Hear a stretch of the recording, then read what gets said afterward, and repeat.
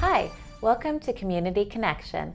I'm your host, Sarah Clark, and today with me I have Meichelle Arntz, founder and CEO of Angels Foster Care of Santa Barbara. Welcome to the show. Thanks, Sarah. Thanks so much for having me. I'm so glad to be here to talk about our babies and our toddlers. I know, it's so exciting, one of my favorite topics. So tell me a little bit, I don't know much about Angels Foster Care. I'd love to hear the story about how you started it and when that was and what's going on nowadays. Thanks. 7 years ago, we started Angels Foster Care and started placing babies and toddlers that had been taken from their biological parents for abuse, neglect, and abandonment. And what we do is we match them with a special Angels family that just takes one toddler or baby at a time, or sometimes a sibling set, because we like to keep those together. And they keep them the whole time they're in the foster system, so they're not moved around. And it's a prevention for attachment disorders because they come into us and they're loved and cared for in wonderful homes, and they don't get moved, and so they can bond and attach and really settle into a family while their parents try and get safe, or sometimes if their parents don't get safe, then they're adopted by their Angels family. So it could go a couple different ways. If their parents have a safe environment, they can go back to their parents, or they can be placed in a loving family. Yes, exactly. Wow. And so tell me, how did this all start? I mean, this is a big endeavor to take on. How was there not something in Santa Barbara like this? Or No, we're the only program in the area, well, really in the whole state in some situations. Angels Foster Care is the only agency that does, for instance, special screening on the Angels families. We do the MMPI, the psychological screening on every parent that comes, because we want to just do that extra level of screening to make sure that the babies are very safe with the wonderful families we're putting them with. So our level of screening is much higher than the state standards. So it just really lends itself to a great group of Angels foster parents who are really dedicated to caring for one child and making a difference in one child's life. As you probably know, some programs you can have up to 6 foster kids in a home, so there's a lot of commotion and coming and going. With the Angels family, they're just focused on the one placement. They just take one placement at a time. So that's very different than a traditional foster care model. The other thing that's different is we require a full-time parent in the home. The reason is that these children have been taken for a particular reason that puts them at risk. And so we want them to learn to bond and attach. And that skill needs to be learned in the first 2 years of life. And so it's very important that those brain pathways are forged in those first 2 years, and that's why we have this special bonding time where the parents, there's a tag team going on sometimes, of course, right, but the baby's with a parent, which is really wonderful. And our kids don't have attachment disorders, which, as you know, is such a huge problem. Even with babies, internationally that have been in orphanages and stuff, it's one of the big concerns is attachment. So we just try and alleviate that issue, and the children just do so well when they're in loving homes and they can bond and attach and they feel safe. They do great. They thrive, They do great. I'm sure. Yep. So tell me about how you find these families to foster these children. It's a challenge, but we have amazing families. One of the critical needs that we have at Angels right now is that we had 18 adoptions last year, which we're a small Santa Barbara agency that serves Santa Barbara County. And that's a lot of adoptions even for a big agency. Right. So we're so thrilled that those infants and toddlers have found their forever families, because that's what we want to do. We want them to have a permanent place where they can stay and be loved and grow up. But the difficulty is that when you have 18 adoptions, you lose 18 families because they've completed their families. And so we are really at a critical low point with homes. And so I really appreciate you giving us this opportunity to come on your program today, because I know a lot of people see it. And even if some people can't take a baby at this time, it's not the right time for them.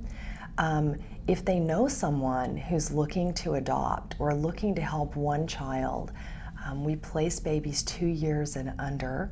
And we have 200 infants and toddlers in Santa Barbara County, just in our little area here, that need homes, that are under the age of 3. So we have 200 kids, and we just really need families. So that's the big thing that I'm asking to kind of spread the word. And if you can't take a child, then please talk to your neighbors and friends who, you know, in conversation it comes up, like, oh, we're thinking about adopting, or we'd really like to expand our family, we really want to help a child. You know, think of Angels Foster Care. It's a great way to give back, and it's a wonderful way to focus in on one person that you're changing a life, you know? Right, absolutely. And I'd love to hear some of the feedback that some of these families have shared with you about fostering. If you have any experiences to share. I do. We have some incredible stories. I'll just share one that comes to mind. We had a little baby girl who was actually in a hospital in Los Angeles. She was a local child, but she had some heart issues that required care at LA Children's, and so she was out there. And I got a call from the county, and they said, we need a home for this baby. And she was only maybe a month old, and she'd already had a surgery. So I traveled out to see her, my background is in high-risk pregnancy and nursing, and so I went out to see the baby to see kind of medically, you know, what we could do.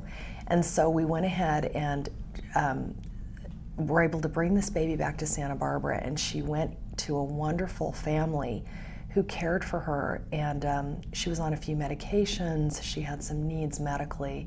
They did such an amazing job with her and ended up adopting her. And at the time, the specialists didn't know if she was going to even live because of her heart defect. And she's now 5 and thriving and doing amazingly well. She's had another surgery, and the sweetest, smartest little girl, and the family is completely in love with her, and it's just was sort of just a match.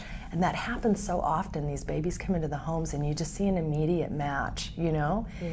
And it just fits. Wow. Everything just fits, and that's fantastic. And then we also have stories where I have a wonderful foster family that worked with a birth mom who needed some support and help, and the social services were offering her classes and other things she needed to kind of get herself ready, and the family did visits with her with the baby. They were a foster-only family. They were not looking to adopt. They wanted to help. And they were just integral in getting this mom's confidence up and getting her helping support what the county was offering her as far as services go. And she was able to get safe, and the baby was returned to her after about 6 months, and that was also a great success story. Absolutely. And so our families serve in ways that are so personal and individual, just really focused on the needs of the baby. So. Wonderful. Well, thank you for sharing those stories. I love to hear the details to share with others how a decision like this can help so many people involved. Yeah.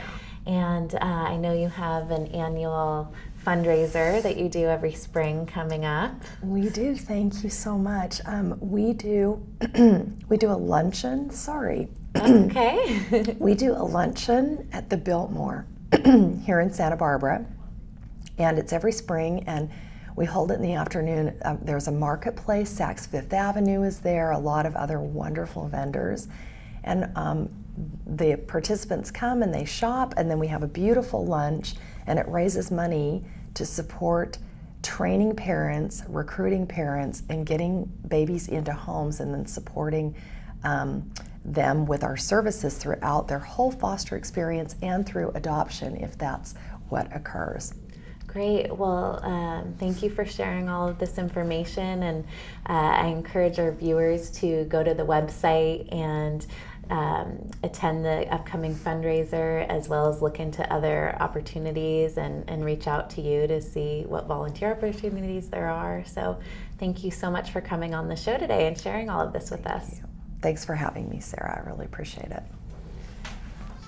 And thank you for watching Community Connection. We'll see you next time.